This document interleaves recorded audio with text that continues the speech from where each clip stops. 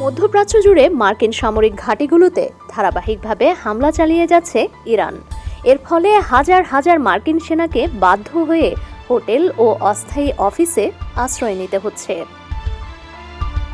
সামরিক সূত্র ও যুক্তরাষ্ট্রের কর্মকর্তারা জানিয়েছেন, যুক্তরাষ্ট্র ইসরায়েল যৌথ অভিযানের জবাবে ইরান হামলা চালাচ্ছে। এর ফলে স্থলভিত্তিক মার্কিন সেনাদের বড় অংশ এখন কার্যত দূরে থেকে যুদ্ধ পরিচালনা করছে। তবে যুদ্ধবিমান চালানো, রক্ষণাবেক্ষণ এবং সরাসরি হামলায় অংশ নেওয়া পাইলট ও সংশ্লিষ্ট ক্রুরা এখনও মাঠ পর্যায়ে কাজ করছেন। আমার আছে টরবিনো, আপনার আছে তো? গত বুধবার নিউ ইয়র্ক টাইমসের এক প্রতিবেদনে এসব তথ্য জানানো হয়। প্রতিবেদনের তথ্য অনুযায়ী ইরানের আইআরজিসি ছড়িয়ে থাকা মার্কিন সেনাদের নতুন অবস্থানের তথ্য দিতে সাধারণ মানুষের প্রতি আহ্বান জানিয়েছে। তাসনিম নিউজ এজেন্সিতে প্রকাশিত আইআরজিসির বিবৃতিতে বলা হয়, আমেরিকান সন্ত্রাসীদের লুকানোর স্থান জানানোটা আপনাদের ইসলামী দায়িত্ব। তাদের তথ্য আমাদের টেলিগ্রামে পাঠান। এছাড়া ইরান অভিযোগ করেছে, মার্কিন সেনারা হোটেলে অবস্থান করে বেসামরিক লোকজনকে মানব ঢাল হিসেবে ব্যবহার করছে। মার্কিন সামরিক কর্মকর্তারা বলছেন, ইরানের হুমকি তাদের অভিযান চালানো থেকে বিরত রাখতে পারেনি। গত সপ্তাহে মার্কিন প্রতিরক্ষামন্ত্রী পিট হেগসেথ বলেন, এ পর্যন্ত আমরা ইরানের ভেতরে ও তাদের সামরিক অবকাঠামোতে ৭,০০০-এর বেশি লক্ষ্যবস্তুতে হামলা চালিয়েছি।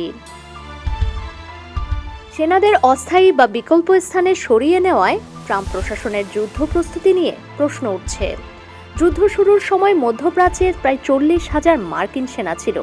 মার্কিন সেন্ট্রাল কমান্ড তাদের মধ্যে হাজার হাজার সেনাকে বিভিন্ন স্থানে ছড়িয়ে দিয়েছে। এখনও মধ্যপ্রাচ্যে আছেন অনেকেই, তবে তারা আগের মতো ঘাঁটিতে নেই। সামরিক কর্মকর্তাদের মতে, এতে যুদ্ধ পরিচালনা আরও কঠিন হয়ে উঠেছে।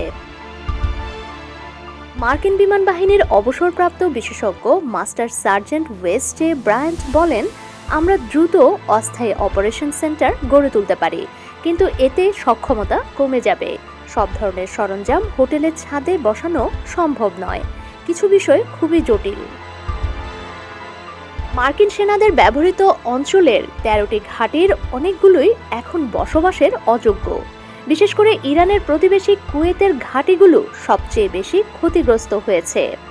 পোর্ট শুয়াইবায় এক হামলায় মার্কিন সেনাবাহিনীর একটি ট্যাকটিক্যাল অপারেশন সেন্টার ধ্বংস হয়ে ৬ সেনা প্রাণ হারিয়েছেন। এছাড়া আলী আল সালেম বিমান ঘাঁটি ও ক্যাম্প বুহরিংয়ে হামলায় অবকাঠামো ক্ষতিগ্রস্ত হয়েছে। বিশেষজ্ঞদের মতে, পেন্টাগনের জন্য অনেক সমস্যার একটি হল, ইরাক ও আফগানিস্তানে দীর্ঘদিন যুদ্ধ করার অভিজ্ঞতায় যুক্তরাষ্ট্র যে ঘাঁটি ও অবকাঠামো তৈরি করেছিল তা এখন ঝুঁকিপূর্ণ। কারণ ইরান আগের প্রতিপক্ষদের মতো নয়, ইরানের কাছে উন্নত ব্যালিস্টিক ক্ষেপণাস্ত্র রয়েছে। ডেস্ক রিপোর্ট, সমকাল।